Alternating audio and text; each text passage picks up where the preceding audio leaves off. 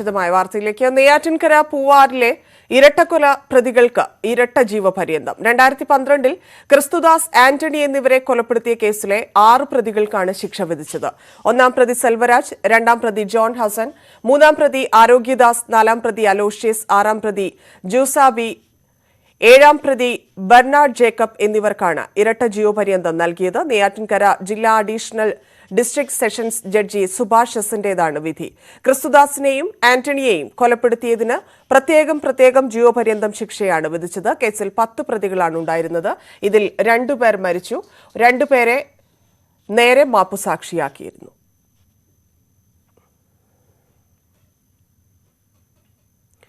Nedumangad bus സ്റ്റാൻഡിന് സമീപം വിദ്യാർത്ഥികൾ തമ്മിൽ കൂട്ടത്തല്ല്. 2 ടീമുകളായി തിരിഞ്ഞാണ് അടികൂടിയത്. 2 പേർക്ക് പരിക്കേറ്റു. 5 മിനിറ്റ് നേരം നീണ്ടുനിന്ന അടി പോലീസ് എത്തിയതോടെ അവസാനിച്ചു. എവിടെയുള്ളവർ തമ്മിലാണ് അടി നടന്നത് എന്ന് വ്യക്തമായിട്ടില്ലെന്ന് പോലീസ് അറിയിച്ചു.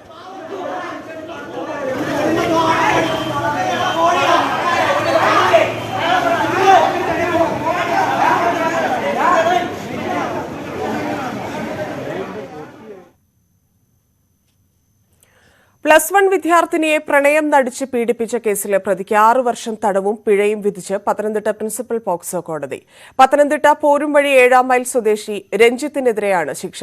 2015 ബസ് കണ്ടക്ടറായിരുന്ന പ്രതി പെൺകുട്ടിയെ പ്രണയം നടിച്ച് പ്രതിയുടെ സുഹൃത്തിന്റെ വീട്ടിലെത്തിച്ച് പീഡിപ്പിക്കുകയായിരുന്നു. തുടർന്ന് പെൺകുട്ടിയുടെ കുടുംബത്തിന്റെ പരാതിയിൽ അടൂർ പോലീസ് നടത്തിയ അന്വേഷണത്തിലാണ് പ്രതി രഞ്ജിത്തിനെ അറസ്റ്റ് ചെയ്തത്. പുനലൂർ തെന്മല പാതയിൽ വാഹനമിടിച്ച് അവശനിലയിലായ കാട്ടുപന്നിയെ വനപാലകർ രക്ഷിച്ചു. ഉരുകുന്ന പെട്രോൾ പമ്പിന് സമീപത്താണ് പന്നിയെ രാവിലെ മുതൽ അവശനിലയിൽ കണ്ടത്. പന്നിയെ ഇടിച്ചിട്ട് വാഹനം നിർത്താതെ പോവുകയായിരുന്നു. ഇടിയുടെ ആഘാതത്തിൽ നട്ടെല്ലിന് ക്ഷതം സംഭവിച്ചു. വനം വകുപ്പിന്റെ റാപ്പിഡ് ഫോഴ്സ് ടീമെത്തി പന്നിയെ അഞ്ചൽ ഫോറസ്റ്റ് ഓഫീസിലേക്ക് ചികിത്സയ്ക്കായി കൊണ്ടുപോയി. പുനലൂർ ആരോഗ്യ വിഭാഗം ഹോട്ടലുകളിൽ നടത്തിയ പരിശോധനയിൽ പഴകിയ ഭക്ഷണം പിടിച്ചെടുത്തു. ഇവ നഗരസഭയിൽ എത്തിച്ച് നശിപ്പിച്ചു. കടകൾക്ക് പിഴ ചുമത്തി. ശബരിമല സീസൺ കൂടി ആരംഭിച്ച സാഹചര്യത്തിലാണ് പരിശോധന കർശനമാക്കിയത്.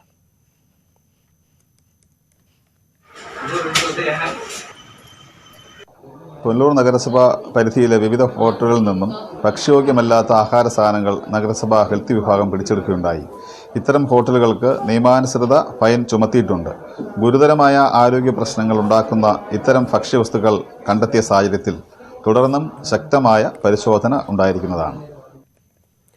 കണ്ണൂർ ചപ്പാരപ്പടവ് മടക്കാട് റോഡ് തകർന്നതോടെ യാത്രക്കാർ ദുരിതത്തിലായി. വർഷങ്ങളായി തകർന്നു കിടക്കുന്ന റോഡ് പുനർനിർമ്മിക്കാൻ 20 ലക്ഷത്തോളം രൂപ അനുവദിച്ചെങ്കിലും മാസങ്ങൾ കഴിഞ്ഞിട്ടും കരാറുകാരൻ പ്രവൃത്തി ആരംഭിച്ചിട്ടില്ല. തളിപ്പറമ്പ് കൂർഗ് ബോർഡർ റോഡിൽ നിന്നും ചപ്പാരപ്പടവ് ടൗണിലേക്കുള്ള പ്രധാന റോഡാണിത്. ചപ്പാരപ്പടവ് ഹയർ സെക്കൻഡറി സ്കൂളും പഞ്ചായത്ത് ഓഫീസുമെല്ലാം ഈ റോഡിനോട് ചേർന്നാണ് പ്രവർത്തിക്കുന്നത്. ഒട്ടേറെ വാഹനങ്ങളാണ് ദിവസേന ഇതുവഴി കടന്നു പോകുന്നത്. വിദ്യാർത്ഥികൾ ഉൾപ്പെടെ ഉപയോഗിക്കുന്ന റോഡാണെങ്കിലും അറ്റകുറ്റപ്പണികൾ അനന്തമായി നീളുകയാണ്. വളരെ കഷ്ടം തന്നെയാണ്. കാരണം നമ്മുടെ വണ്ടി പോലും നോക്കാതെ ഒരു അർജന്റ് എന്ന് പറഞ്ഞ് ഫോൺ വരുമ്പോൾ നമ്മൾ അതിലെടുത്ത് വിടലാണ്. പക്ഷേ അത് എപ്പോഴത് ചാഞ്ഞു വീഴാൻ ഒന്നും പറയാൻ പറ്റില്ല. കുത്തനെ കയറ്റമുള്ള ഭാഗത്ത് കോൺക്രീറ്റ് ചെയ്തതൊഴിച്ചാൽ മറ്റൊന്നും ഈ റോഡിൽ നടന്നിട്ടില്ല. റോഡ് തകർന്നതോടെ വലിയ വാഹനങ്ങൾക്കുള്ള പ്രവേശനം ഇതുവഴി നിരോധിച്ചിരിക്കുകയാണ്. കാലപ്പഴക്കത്താൽ തകർച്ചാ ഭീഷണി നേരിടുന്ന കലുങ്ക് പുനർനിർമ്മിക്കാനും റോഡ് ടാറിങ്ങിനുമായി 23 ലക്ഷം രൂപയാണ് പഞ്ചായത്ത് അനുവദിച്ചത്. കഴിഞ്ഞ മാർച്ചിൽ കരാറുകാരൻ എഗ്രിമെന്റ് ഒപ്പുവെച്ചെങ്കിലും പ്രവൃത്തി വൈകുകയാണ്. കരാറുകാരൻ അന്ന് നിർബന്ധിച്ച് അയാള് എഗ്രിമെന്റ് വെച്ചത് മാർച്ച് ലാസ്റ്റാണ്. അപ്പോൾ അത് ഏതാനും ഈ മഴയൊന്ന് മാറിയ സാഹചര്യത്തിൽ എത്രയും പെട്ടെന്ന് പണി പൂർത്തിയാക്കാൻ തന്നെയാണ് വലിയ ഇടപെടൽ നടത്തുന്നുണ്ട്. കുണ്ടും കുഴിയുമായ റോഡിൽ കൂടി ഏറെ പ്രയാസപ്പെട്ടാണ് ഓട്ടോറിക്ഷ ഉൾപ്പെടെയുള്ള ചെറുവാഹനങ്ങൾ കടന്നു പോകുന്നത്. എന്ത് ചെയ്യാനാണ്, ഈ റോഡിന്റെ കാര്യം വളരെ ശോചനീയമാണ്. ചപ്പാരപ്പടവ് ടൗണിൽ നിന്നും 1.5 കിലോമീറ്റർ ദൂരം മാത്രമാണ് മടക്കാടേക്കുള്ളത്. ന്യൂസ് 18 ആലക്കോട്. ഇടുക്കിയിലെ ഭൂപ്രശ്നങ്ങളിൽ CPM-നെ വിമർശിച്ച് UDF. ഭൂവിഷയങ്ങളിൽ CPI-യെ പഴിചാരി CPIM രക്ഷപ്പെടാൻ ശ്രമിക്കുന്നെന്ന് Idukki DCC president CP Mathew. ഭൂമി വിഷയത്തിൽ CPI CPM ചക്കളത്തി പോരാട്ടമാണ് ഇടുക്കിയിൽ നടക്കുന്നതെന്നും CP മാത്യു കുറ്റപ്പെടുത്തി.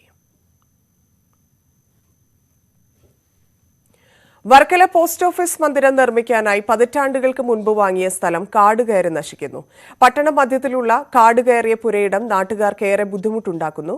വർക്കല പോസ്റ്റ് ഓഫീസ് ഇപ്പോഴും പ്രവർത്തിക്കുന്നത് വാടക കെട്ടിടത്തിലാണ്. മതിയായ സ്ഥല സൗകര്യങ്ങൾ ഉണ്ടായിട്ടും വർക്കല പോസ്റ്റ് ഓഫീസ് ഇന്നും പ്രവർത്തിക്കുന്നത് വാടക കെട്ടിടത്തിലാണ്. വർക്കല പട്ടണത്തിലെ കണ്ണായ സ്ഥലത്ത് പോസ്റ്റ് ഓഫീസ് കെട്ടിടം നിർമ്മിക്കുവാൻ വാങ്ങിയ സ്ഥലം കാട് കയറി നശിക്കുകയാണ്. പ്രതിമാസം ഭീമമായ തുക വാടക നൽകി പ്രവർത്തിക്കുന്ന വർക്കല പോസ്റ്റ് ഓഫീസിന് സ്വന്തമായി ഒരു കെട്ടിടം നിർമ്മിക്കണമെന്ന നാട്ടുകാരുടെ ആവശ്യത്തിന് പതിറ്റാണ്ടുകളുടെ പഴക്കമുണ്ട്. സ്ഥലം വാങ്ങിയതൊഴിച്ചാൽ കെട്ടിട നിർമ്മാണത്തിന് ആവശ്യമായ ഒരു നടപടിയും തപാൽ വകുപ്പിന്റെ ഭാഗത്തുനിന്ന് ഉണ്ടായിട്ടില്ല. പോസ്റ്റ് ഓഫീസ് അവിടെ കിട്ടുന്നില്ല. എന്തിനാ അമിത വാടക കൊടുത്ത് ഈ കെട്ടിടത്തിൽ നിലനിർത്തുന്നത്? അപ്പോൾ ഈ വസ്തുവിൽ കാട് കയറി കിടക്കുന്ന ഈ വസ്തുവിൽ എത്രയും പെട്ടെന്ന് സർക്കാരിന്റെ പരിധിയിൽ അധികൃതർ അറിയണമെന്ന് താഴ്മയായി അപേക്ഷിക്കുകയാണ്. വരുമാനത്തിൽ തിരുവനന്തപുരം സർക്കിളിൽ 1-ാം സ്ഥാനവും സംസ്ഥാന തലത്തിൽ 4-ാം സ്ഥാനവുമാണ് ഈ പോസ്റ്റ് ഓഫീസിനുള്ളത്. വർക്കല മൈതാനത്തെ സ്വകാര്യ ലോഡ്ജിനുള്ളിലെ വാടക കെട്ടിടത്തിൽ പ്രവർത്തിച്ചിരുന്ന പോസ്റ്റ് ഓഫീസ് ഇപ്പോൾ ക്ഷേത്രം റോഡിലെ മറ്റൊരു വാടക കെട്ടിടത്തിലേക്ക് മാറ്റി സ്ഥാപിച്ചിരിക്കുകയാണ്.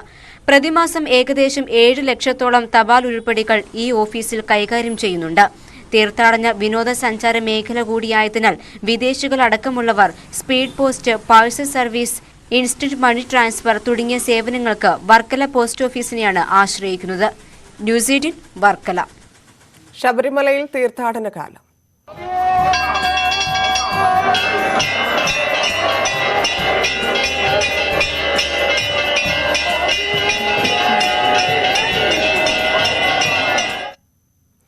ശബരിമല ദർശനത്തിന് കൊട്ടാരക്കര ഗണപതി ക്ഷേത്രത്തിലും സ്പോട്ട് ബുക്കിംഗ് സംവിധാനം ആരംഭിച്ചു. സംസ്ഥാനത്ത് 10 കേന്ദ്രങ്ങളിൽ ഒന്നാണ് കൊട്ടാരക്കര ഗണപതി ക്ഷേത്രത്തിലും ആരംഭിച്ചിരിക്കുന്നത്.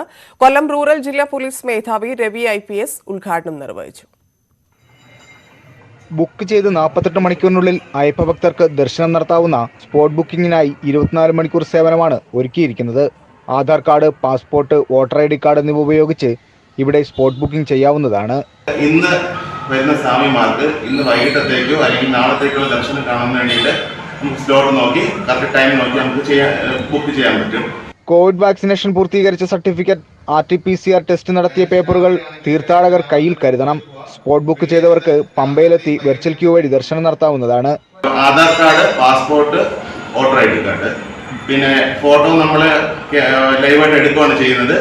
പിന്നെ അവരുടെ വയസ്സ്, ഡീറ്റെയിൽസ്, ബാക്കിയെല്ലാം അഡ്രസ്സ് ഡീറ്റെയിൽസ് ഒക്കെ എൻട്രി ചെയ്ത് സ്ലോട്ട് അവരുടെ സ്വാമിമാരുടെ സമയം എത്ര മണിക്കാണ് ദർശനം നടത്താൻ ഉദ്ദേശിക്കുന്നത് ആ സമയം നോക്കി നമ്മൾ സ്ലോട്ട് ബുക്ക് ചെയ്യാണ് ചെയ്യുന്നത്. കൊട്ടാരക്കര ഗണപതി ക്ഷേത്രത്തിൽ പ്രവർത്തനം ആരംഭിച്ചിരിക്കുന്ന ജില്ലയിലെ ഏക സ്പോട്ട് ബുക്കിംഗ് സംവിധാനം ഭക്തർക്കേറെ ഗുണകരമായിരിക്കുകയാണ്. ന്യൂസ് 18 കൊട്ടാരക്കര. ഇന്ധന വിലക്കയറ്റത്തിൽ വാഹനം പുറത്തിറക്കുന്നത് ആശങ്കയായി മാറുന്ന കാലത്ത് സ്വന്തമായി നിർമ്മിച്ച ഇലക്ട്രിക് സൈക്കിളിൽ യാത്ര നടത്തി താരമാവുകയാണ് ഒരു കുട്ടി ശാസ്ത്രജ്ഞൻ. മലപ്പുറം തിരൂരങ്ങാടി സ്വദേശി സയ്യിദ് ഹാഷിമാണ് താരം. വീട്ടിലുണ്ടായിരുന്ന സൈക്കിളിൽ പരീക്ഷണം നടത്തിയാണ് തിരൂരങ്ങാടി AR നഗർ സ്വദേശി ഹാഷിം ഇലക്ട്രിക് സൈക്കിളിന് രൂപം നൽകിയത്. 1 മാസം കൊണ്ടാണ് ഇലക്ട്രിക് സൈക്കിൾ നിർമ്മിച്ചെടുത്തത്. മോട്ടോറും ബാറ്ററിയും ഘടിപ്പിച്ച് തെർമോക്കോളും ഫ്ലെക്സ് ഷീറ്റും ഉപയോഗിച്ചു സൈക്കിളിനെ ബൈക്കിന്റെ രൂപത്തിലേക്ക് മാറ്റിയെടുത്തു. 48 വോൾട്ട് 750 വാട്ട്സിന്റെ BLDC മോട്ടർ, പിന്നെ UPSനുള്ള 4 ബാറ്ററി, ഇതൊക്കെ തന്നെ ഇതിൽ ഉപയോഗിച്ചിട്ടുള്ളത്. ഇതിൽ പിന്നെ ഉള്ളത് ബൈക്കിന്റെ ഇൻഡിക്കേറ്റർ, പിന്നെ അതേപോലെ തന്നെ ഹോണ്, പിന്നെ ലൈറ്റ് LED വെച്ചുണ്ടാക്കി, പിന്നെ ഡിസ്പ്ലേ ഇതിൻ്റെ കൂടെ ഈ ഒരു മേടിച്ച കിറ്റിൽ നിന്ന് കൂടെ കിട്ടി വരുന്നുണ്ട്. അത് ഞാനൊക്കെ വേറെ സെപ്പറേറ്റ് ആക്കി ഫിറ്റ് ചെയ്തതാണ്. പിന്നെ അതുപോലെ തന്നെ ടാങ്ക്, തെർമാക്കോളും, പിന്നെ അതേപോലെ മൾട്ടിവുഡൊക്കെ വെച്ച് ആ രൂപത്തിലാക്കിയെടുത്താണ്. ബാറ്ററിയിൽ പ്രവർത്തിക്കുന്ന സൈക്കിളിനെ സോളാറിലേക്ക് മാറ്റാനുള്ള ശ്രമത്തിലാണ് ഹാഷിം ഇപ്പോൾ.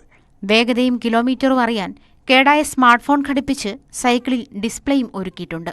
ഇന്ധനവില കത്തിക്കയറുമ്പോൾ ചില്ലറ ഓട്ടങ്ങളിലെ ചിലവ് കുറയ്ക്കുകയാണ് സൈക്കിളിലൂടെ. ഇതിപ്പോൾ സ്വിച്ച് നെക്കിയിട്ടാണ് പോവുക. അപ്പോൾ വണ്ടി ഓടിക്കാൻ അറിയാത്തവർക്ക് ഇതിന്മേൽ ഓടിച്ച് പഠിക്കാൻ കഴിയും. അപ്പോൾ ഇവിടെ സ്പീഡ് കൺട്രോൾ ചെയ്യാനുള്ള ഒരു ചെറിയ നോബ് ഫിറ്റ് ചെയ്തത്, ഈ സൗണ്ടൊക്കെ കൂട്ടിയും കുറക്കാൻ കഴിയണം. അപ്പോൾ അതിൽ നമുക്ക് ഇഷ്ടമുള്ള സ്പീഡ് ഇട്ടിട്ട് അറിയാത്തവർക്ക് അങ്ങനെ ഓട്ടി പഠിക്കുകയും ചെയ്യാം. അതാകുമ്പോൾ ഇത് പഠിച്ചു കഴിഞ്ഞാൽ പെട്രോൾ വണ്ടിയും ഡീസൽ വണ്ടിയൊക്കെ ഓടിക്കാൻ ഒന്നും കൂടി എളുപ്പമാവും. ബിസിനസ്സുകാരനായ പിതാവ് ജാഫർ കോയത്തങ്ങൾ ഹാഷിമിനുള്ള എല്ലാ പിന്തുണയുമായി ഒപ്പമുണ്ട്. കോഴിക്കോട് കാരന്തൂർ മർക്കസ് സ്കൂളിൽ +1 വിദ്യാർത്ഥിയാണ് ഹാഷിം. കൊമേഴ്സ് വിദ്യാർത്ഥിയാണെങ്കിലും ഇലക്ട്രോണിക്സ് വിഷയങ്ങളിലാണ് ഹാഷിമിന്റെ അഭിരുചി. സ്കൂൾ ശാസ്ത്രമേളകളിലും കഴിവ് തെളിയിച്ചിട്ടുള്ള ഈ 16-കാരന് തന്റെ കണ്ടുപിടുത്തങ്ങൾ പരിചയപ്പെടുത്താൻ ഒരു യൂട്യൂബ് ചാനലുമുണ്ട്. News 18 Tirurangadi. Munnar KSRTC sleeper coach പദ്ധതി വൻ വിജയം. 1 വയസ്സ് പിന്നിടുന്ന പദ്ധതിയിലൂടെ ഡിപ്പോയ്ക്ക് ലഭിച്ചത് 14 ലക്ഷത്തിലധികം രൂപയാണ്. കഴിഞ്ഞ വർഷം നവംബർ 14-നാണ് KSRTC വിനോദസഞ്ചാരികൾക്ക് താമസിക്കാൻ 100 രൂപ നിരക്കിൽ സ്ലീപ്പർ കോച്ചുകൾ തയ്യാറാക്കിയത്. 16 പേർക്ക് താമസിക്കാൻ കഴിയുന്ന 7 ബസ്സുകളാണ് KSRTC മൂന്നാർ ഡിപ്പോയിൽ ഒരുക്കിയിരിക്കുന്നത്.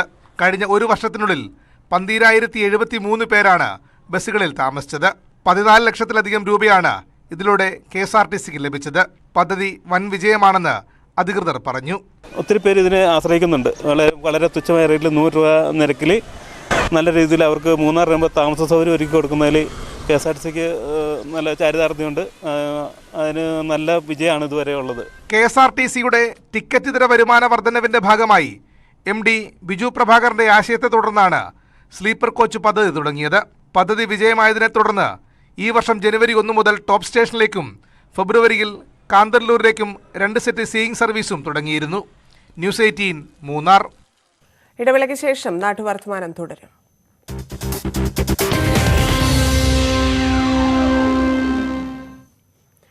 മലപ്പുറം വാവൂർ നെല്ലിത്തടായിലെ ചെങ്കൽ ഖനനത്തിനെതിരെ പ്രതിഷേധവുമായി നാട്ടുകാർ. പ്രദേശത്തെ ഏറ്റവും ഉയരം കൂടിയ മലയാണിത്. ചെങ്കൽ ഖനനം നടത്തുന്നതോടെ ഉരുൾപൊട്ടൽ സാധ്യതയുണ്ടാകുമെന്ന ഭയത്തിലാണ് നാട്ടുകാർ. ഖനനം നിർത്തിവെക്കണമെന്ന ആവശ്യവുമായി സമരം തുടങ്ങി. ചീക്കോട് പഞ്ചായത്തിലെ 2, 3 വാർഡുകളിലായി സ്ഥിതി ചെയ്യുന്ന നെല്ലിത്തടായി മലമുകളിലാണ് ഇപ്പോൾ ചെങ്കൽ ഖനനം ആരംഭിച്ചിട്ടുള്ളത്. വർഷങ്ങൾക്ക് മുമ്പ് ഖനനം തുടങ്ങിയിരുന്നുവെങ്കിലും നാട്ടുകാരുടെ എതിർപ്പ് മൂലം നിർത്തിവച്ചിരുന്നു. ഇപ്പോൾ നാട്ടുകാരുടെ പരാതി മുഖവിലക്കെടുക്കാതെ അധികൃതർ ഇവിടെ ഖനനത്തിന് വീണ്ടും അനുമതി നൽകി. ഖനനം ആരംഭിച്ചതോടെ നെല്ലിത്തടായി സംരക്ഷണ സമിതിയുടെ നേതൃത്വത്തിൽ ബഹുജന റാലി സംഘടിപ്പിച്ചു. പ്രതിഷേധവുമായി രംഗത്തിറങ്ങി നാട്ടുകാർ.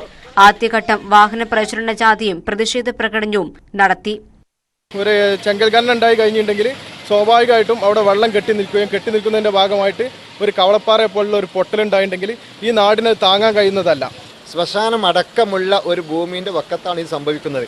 അപ്പം ജനങ്ങൾ ഇതിൽ ജാഗരൂകരാണ്. ഈ ഒരു അടിസ്ഥാനത്തിൽ എല്ലാ ഡിപ്പാർട്ട്മെൻറ്റിലും ഇവിടുന്ന് പരാതി കൊടുത്തിട്ടുണ്ട്.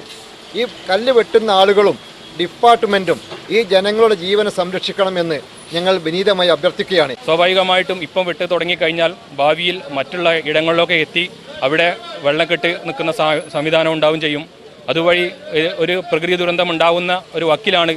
അതുകൊണ്ട് തന്നെ ഈ നാട്ടുകാർ ഭീതിയിലാണ്. ചെങ്കൽ ഖനനത്തിന് അനുവദിക്കില്ലെന്ന ഉറച്ച നിലപാടിലാണ് നാട്ടുകാർ. കല്ലുകൊണ്ടുപോകുന്ന റോഡും തകർന്ന നിലയിലാണ്. ചീക്കോട് പ്രദേശത്തെ നാട്ടുകാർ എടശ്ശേരിക്കടവിൽ നിന്ന് ആരംഭിച്ച റാലി വാവൂരിൽ സമാപിച്ചു. റാലിയുടെ ഉദ്ഘാടനം വെട്ടുപാറ വാർഡ് മെമ്പർ തടത്തിൽ മൈമൂന നിർവഹിച്ചു. ന്യൂസ് 18 ചീക്കോട്. കൊട്ടാരക്കരയിൽ കാലം തെറ്റി പെയ്ത മഴയിൽ കർഷകർ ദുരിതത്തിലായി. കൊയ്തുകൂട്ടിയ നെൽമണികൾ മുളച്ചു തുടങ്ങിയതിനാൽ വൻ നഷ്ടമാണ് കർഷകർക്കുണ്ടായിരിക്കുന്നത്.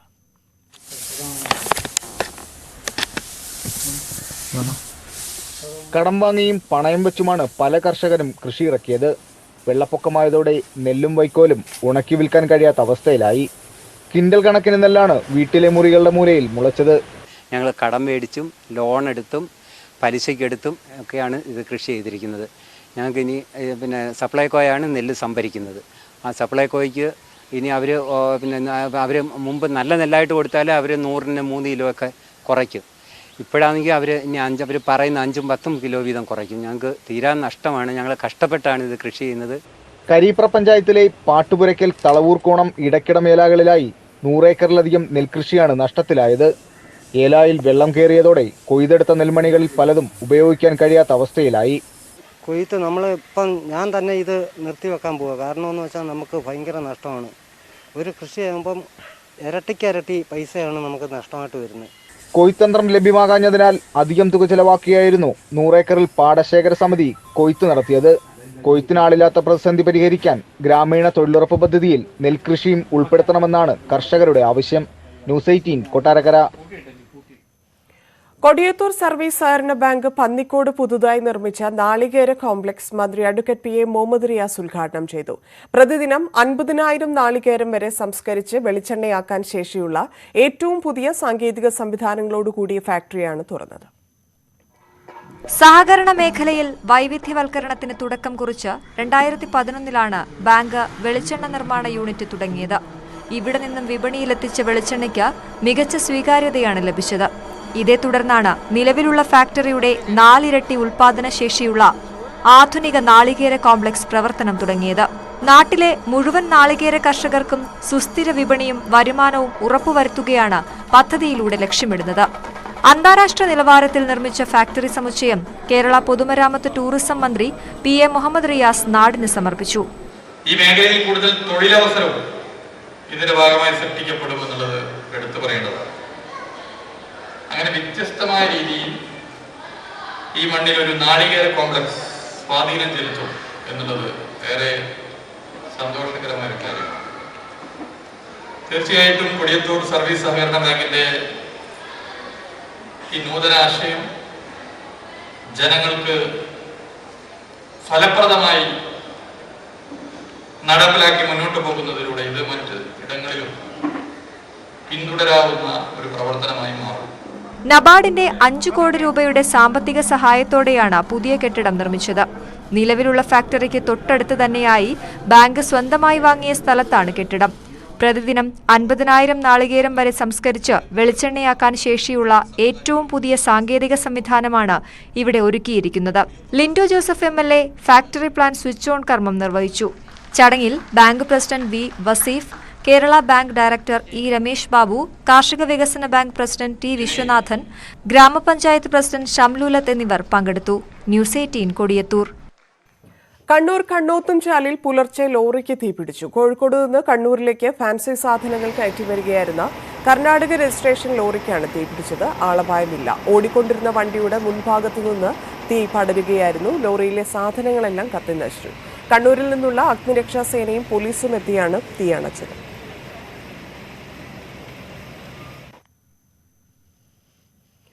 കോഴിക്കോട് ഓടിക്കൊണ്ടിരുന്ന ടിപ്പർ ലോറിക്ക് തീപിടിച്ചു. മുക്കത്തിനടുത്ത് ഓടത്തെരുവിൽ വെച്ചാണ് ലോറിക്ക് തീപിടിച്ചത്. ഇന്ന് രാവിലെ 9 മണിയോടുകൂടിയായിരുന്നു സംഭവം. ഡ്രൈവർ വിവരം അറിയിച്ചതിനെ തുടർന്ന് ഫയർഫോഴ്സ് എത്തി തീയണച്ചു.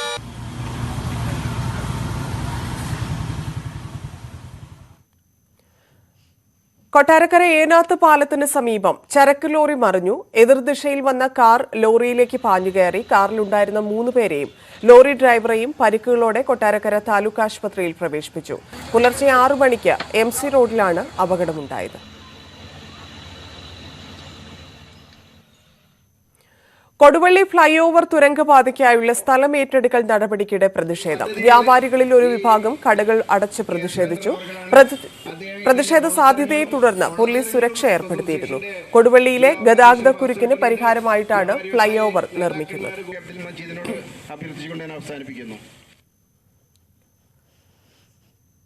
കാസർഗോഡ് കുഡ്ലൂർ സർവീസ് സഹകരണ ബാങ്കിൽ നിന്ന് മോഷണം പോയ സ്വർണ്ണാഭരണങ്ങൾ ഇടപാടുകാർക്ക് തിരിച്ചു നൽകി തുടങ്ങി. ഹൈക്കോടതി ഉത്തരവിനെ തുടർന്നാണ് കേസ് തീരുന്നതിന് മുൻപ് പണയപ്പണ്ടം ഉടമകൾക്ക് തിരിച്ചു നൽകുന്നത്. 2015 സെപ്റ്റംബർ 7 ബാങ്കിൽ നടന്ന മോഷണത്തിൽ 17 കിലോ 684 ഗ്രാം സ്വർണ്ണാഭരണമാണ് നഷ്ടമായത്. അന്വേഷണത്തിൽ കണ്ടെത്തിയ സ്വർണം ജില്ലാ അഡീഷണൽ സെഷൻസ് കോടതിയിൽ തൊണ്ടി മുതലായി സൂക്ഷിക്കുകയായിരുന്നു. 905 ഇടപാടുകാരുടെ സ്വർണമാണ് ഇത്തരത്തിൽ കേസിൽപ്പെട്ട് കിടന്നിരുന്നത്.